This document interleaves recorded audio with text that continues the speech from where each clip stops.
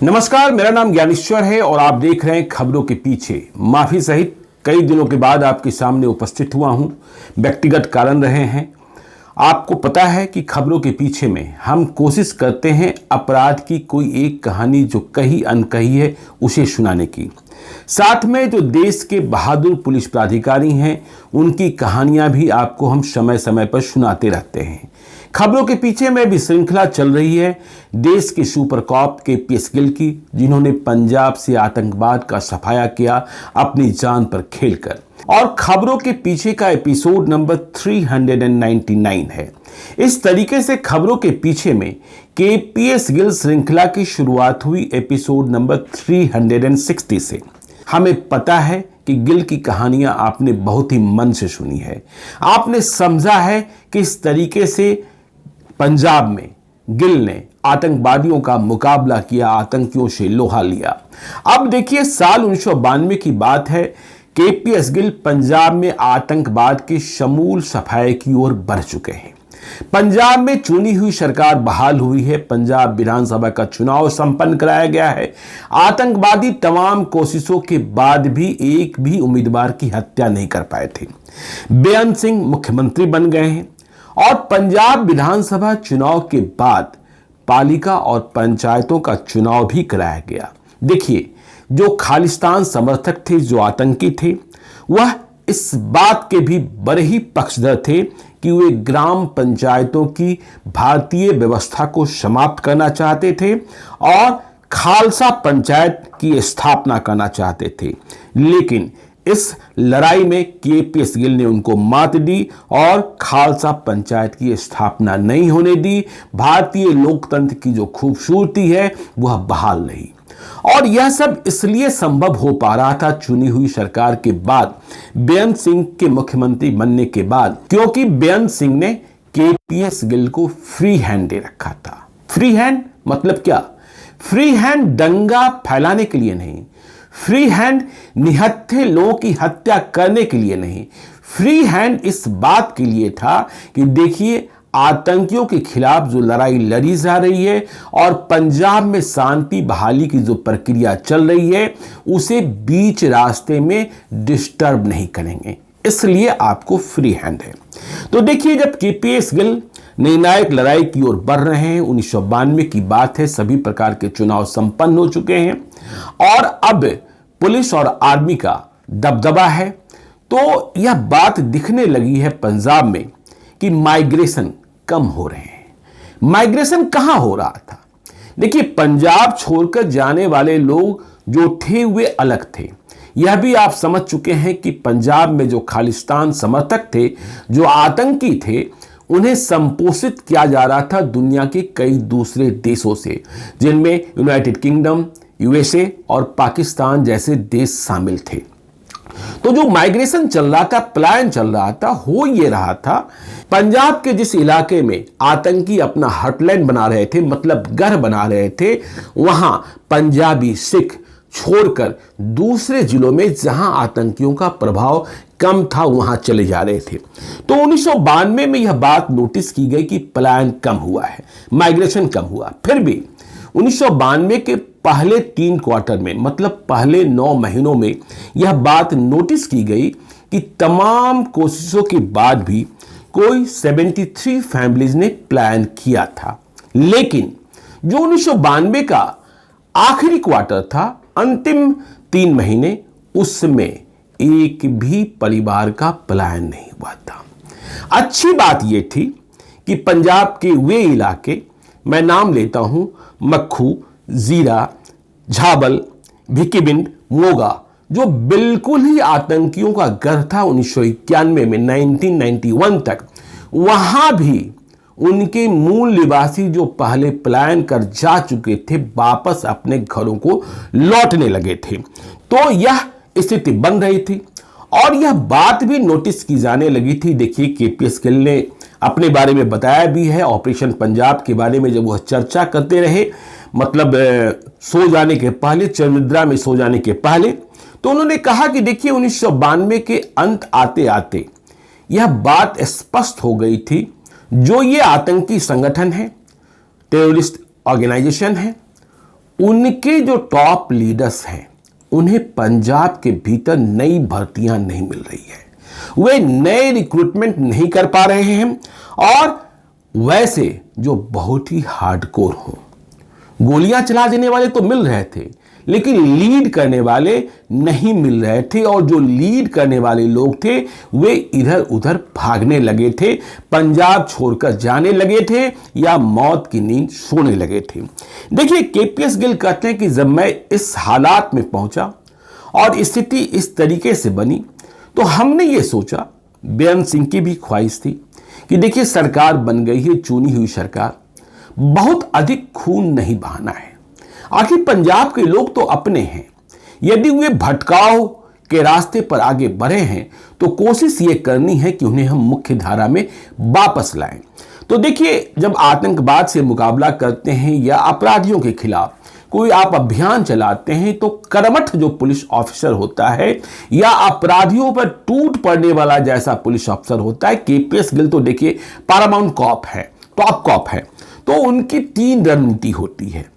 जो आतंक मचाते हैं उन्हें गिरफ्तार करो, जो आतंक मचा रहे हैं गिरफ्तार नहीं हो रहे हैं, मौके पर मिल रहे हैं गोलियां चला रहे हैं, मुठभेड़ करो, गोली का जवाब गोली से दो। लेकिन चूंकि अब पंजाब में निर्वाचित सरकार है और शांति बहाली की प्रक्रिया आगे बढ़ रही है तो केपीएस गिल ने एक नई रणनीति बनाई और ये रणनीति उनके लिए थी जो मुख्य धारा में वापस लौटना चाहते थे। देखिए, आपको इस बात का स्मरण रखना होगा कि जब दोबारा केपीएस गिल डीजीपी की हैसियत से पंजाब लौटे थे, उसी वक्त दिल्ली की सरकार ने, देश के प्रधानमंत्री पीवी नरसिम्हा राव ने यह फैसला कर लिया था कि आतंकियों के साथ अब कोई वार्ता नहीं होगी, नो निगोशिएशंस। और अब जबकि पंजाब में कांग्रेस की ही सत्ता स्थापित हो गई थी, बेअंत सिंह मुख्यमंत्री बन गए थे, वे भी पंजाब में शांति चाहते थे, इसलिए वार्ता का सवाल पैदा नहीं था। तो केपीएस गिल ने अपनी रणनीति में एक और नई नीति जोड़ी। उन्होंने इस बात का ऐलान किया कि जो बहके हुए लड़के हैं, पंजाब के लड़के हैं जिन्होंने बंदूक उठा रखा है, वे सरेंडर कर दें पुलिस के सामने, हम उनका वेलकम करेंगे, उनका गर्मजोशी से स्वागत करेंगे, गले लगा लेंगे। केपीएस गिल कहते हैं इसका प्रभाव पड़ा, इस योजना में बहुत सारे लड़कों ने सरेंडर किया, लेकिन हम ये नहीं कहते हैं कि पूर्ण रूप से अभी आतंकवाद का सफाया हुआ।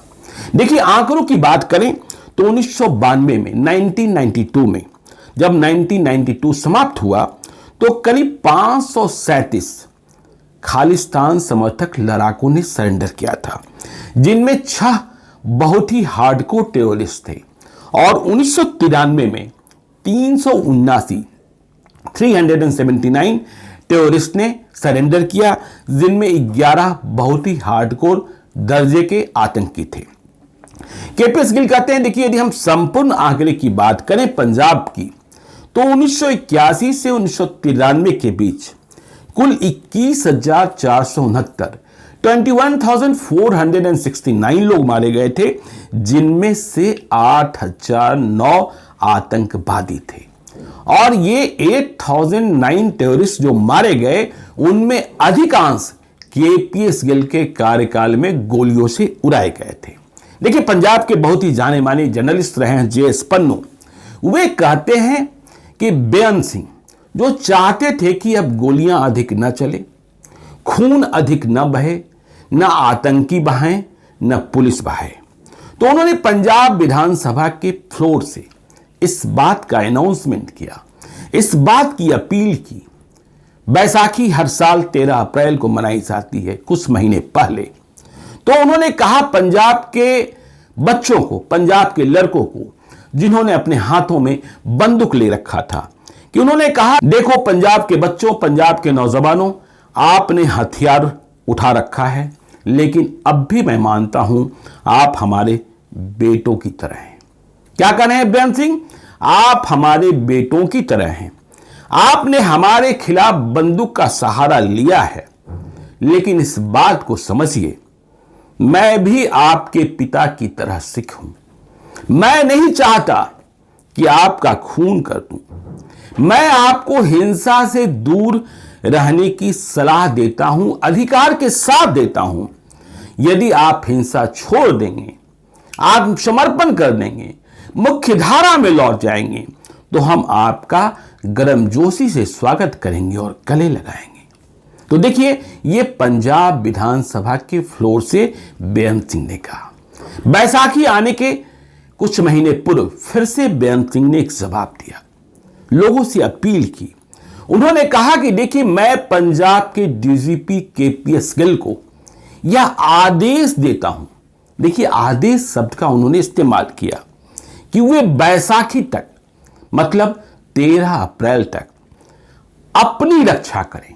मतलब पंजाब पुलिस खुद की रक्षा करे, आर्मी खुद की रक्षा करे, बेवजह गोलियां न चलाए और कोशिश यह करे कि जो मुख्य धारा में लौटने की कोशिश कर रहे हैं उन्हें एक मौका दिया जाए।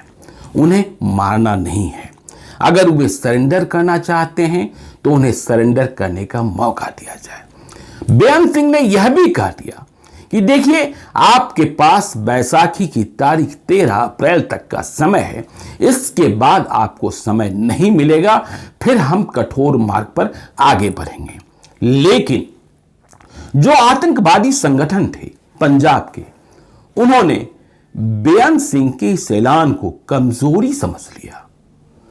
जब केपीएस गिल ने भी कहा कि हम गर्मजोशी से स्वागत करने को तैयार हैं, आप सरेंडर कीजिए, तो आतंकियों ने इसे कमजोरी समझ लिया। उन्होंने यह मान लिया कि बेअंत सिंह की सरकार बहुत दिनों तक चलने वाली नहीं है, वह आतंकियों के सामने घुटना टेकने को तैयार हैं। इसलिए वह इस प्रकार का आदेश जारी करते रहे, इस प्रकार का हुक्म जारी करते रहे अपने समर्थकों को कि हमें संघर्ष जारी रखना है, बंदूक उठाए रखना है, आतंक मचाए रखना है। परिणाम यह हुआ कि बेअंत सिंह की इस अपील के बाद केपीएस गिल और पंजाब की पुलिस सेल्फ डिफेंस मोड में आ गई। उसने गोलियां चलाना कम कर दिया, लेकिन आतंकी और ज्यादा गोलियां चलाने लगे। यदि आप बेअंत सिंह के ऐलान और बैसाखी की तारीख तक के घटनाक्रम का अध्ययन करेंगे, जैसा हमारी रिसर्च टीम ने किया है, तो हमने पाया है कि इस दरमियान जो कैजुअलिटीज हुई, जो हताहत हुए, उनमें पंजाब पुलिस वाले अधिक थे। तो अब पंजाब पुलिस वालों को ये आतंकी गोलियां मार रहे थे।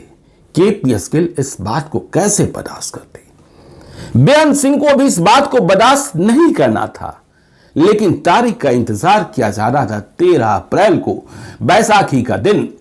तो बैसाखी का दिन भी आ गया। पंजाब के मुख्यमंत्री बेअंत सिंह पहुंचे हुए थे श्री आनंदपुर साहिब, पवित्र धर्म स्थल, और वहां उन्होंने बहुत ही चिंतित, बहुत ही भारी मन से कहा, देखिए बच्चों, पंजाब के नौजवानों, मैंने आपको मौका दिया, मैंने आपको जिंदगी दी, मैंने पंजाब पुलिस को शांत करने की कोशिश की, मैंने केपीएस गिल को समझाया, लेकिन आपने मौके का लाभ नहीं उठाया। लेकिन मैं मानता हूं कि आप मौके का लाभ उठाना चाहते थे, लेकिन आपके जो आका हैं, आतंकियों के जो आका हैं, बाप हैं, दूसरे देशों में बैठे हैं, वे आपको मौके का लाभ उठाने नहीं देना चाहते हैं। उन्हें आपकी जिंदगी प्यारी नहीं है। वे खुद तो बिल में बैठे हैं, दूसरे देशों में बैठे हैं, वे आनंद ले रहे हैं और वे आपको मौत की नींद सुलाना चाहते हैं। तो जब आप हथियार छोड़ने को तैयार नहीं हैं, बंदूक रखने को तैयार नहीं हैं, कानून के हवाले करने को तैयार नहीं हैं, तो हमें भी अब कड़े कदम उठाने होंगे। तो बेअंत सिंह ने यह ऐलान किया और साथ ही वहीं मौजूद पंजाब के डीजीपी केपीएस गिल को कह दिया, गिल साहब, अब मैं आपको ऑर्डर दे रहा हूं, नया ऑर्डर। आज की तारीख से, अभी से पंजाब में रात को सड़कों पर गाड़ियां नहीं चलनी चाहिए, बसें नहीं चलनी चाहिए, सूर्यास्त के बाद घर से किसी को बाहर नहीं निकलना चाहिए। हमें पंजाब में शांति चाहिए, कीमत चाहे जो कुछ हो। यदि कोई हथियार उठाए रखा है और यह समझ रहा है कि हथियार से हम जंग जीत लेंगे, भारत को हरा देंगे, तो यह संभव नहीं होगा। आपको मैं आजादी देता हूं, आपको मैं स्वतंत्रता देता हूं कि आपको जो करना है, जैसे करना है आप कीजिए, लेकिन अगली बैसाखी के पहले पंजाब में मुझे शांति चाहिए, पंजाब में मुझे अमन चाहिए, पंजाब में मुझे चैन चाहिए। केपीएस गिल ने कहा, अभी से आपका आदेश तामील करता हूं। और जैसे ही मुख्यमंत्री ने आदेश किया, केपीएस गिल एक्टिव हो गए। रात में पुलिस ने सड़कों पर वाहनों का परिचालन बंद करा दिया। सूर्यास्त के बाद घरों से लोगों का निकलना बंद करा दिया गया। इसका मतलब साफ साफ हुआ कि यदि आप निकलोगे तो गोलियां खाओगे। और इसके बाद पुलिस टूट पड़ी, क्योंकि यदि आप घरों से निकल रहे थे, रात में अनावश्यक आप भ्रमण कर रहे थे, तो आपको यह समझा जाने लगा कि आप सरकार के आदेश को नहीं मानते हैं, आप आतंकियों से मिले हैं। और इसके बाद तो केपीएस गिल की पुलिस ने गोलियों की बरसात शुरू कर दी। माहौल ऐसा बना कि शांति प्रिय लोग सरकार का आदेश तामील कर घरों में रहे और जो बाहर निकले वो गोलियों से भूनते जाते रहे। पंजाब की जनता ने समझ लिया कि ये सारे काम तो हमारे लिए हो रहे हैं। कुछ दिनों की अशांति है, कुछ दिनों की परेशानी है, लेकिन आखिर में जीत तो हमारी होगी। पंजाब में अमन चैन तो बहाल होगा। बेअंत सिंह ने साफ साफ कहा था केपीएस गिल को, आप अपनी मिशन पर आगे बढ़ेंगे। यह मिशन पंजाब है, यह पंजाब से आतंकवाद को खत्म करेगा और आपके काम में, आपके मिशन में कोई इंटरफेरेंस नहीं होगा। देखिए, पंजाब के नोटेड जर्नलिस्ट जेएस पन्नू कहते हैं कि बेअंत सिंह के स्पष्ट ऑर्डर के बाद और केपीएस गिल के एक्टिव होने के बाद महज 7 महीनों का वक्त लगा जब पंजाब की फिजा बदलने लगी। हां, इस दरमियान पुलिस ने बहुत सारी गोलियां चलाई, पुलिस पर बहुत सारे आरोप लगे, लेकिन फिजा बदल गई। अब आतंकी गोली नहीं चला पा रहे थे। जो आतंकी बादात थे उनकी संख्या बहुत कम हो गई 1992 के महीने अक्टूबर के आते आते। और पंजाब में अब सांस आतंकियों का नहीं है, पंजाब में अब सांस शासन और प्रशासन का है। यह साफ साफ तौर पर दिखने लगा था।